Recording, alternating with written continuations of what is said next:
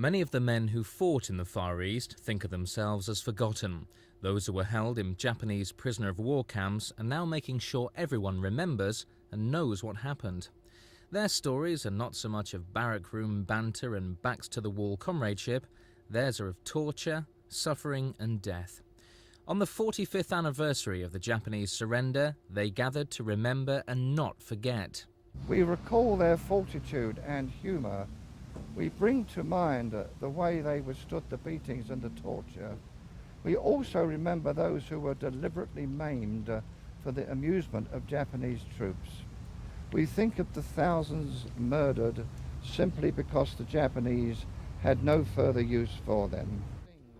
These men in Westcliff-on-Sea in Essex are now fighting another battle.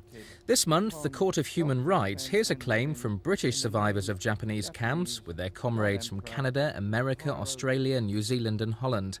They're demanding the present Japanese government pays for what happened in the war. They have never expressed one word of regret for what they've done. And we are asking for recognition, and we are also asking for compensation of £10,000 per capita. The documents sent to the court read more like horror stories than a legal submission. Tales of fingernails pulled out, men nailed to trees, biological experimentation, beatings and starving to death. The old soldiers are not prepared to fade away and forgive and forget. Hundreds of thousands of people died out there. We can't forgive and forget on their behalf. We may be able to do it for an individual ourselves. I don't feel inclined to forget. I saw too many horrors and too many tortures for this to happen.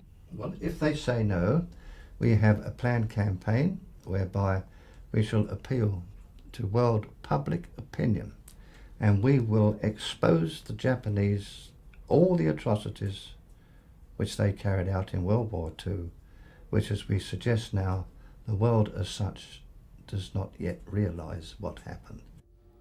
The Japanese camp survivors are now hoping that 45 years on, at least something will be done. Tony Kerner, Westcliff-on-Sea for Thames News.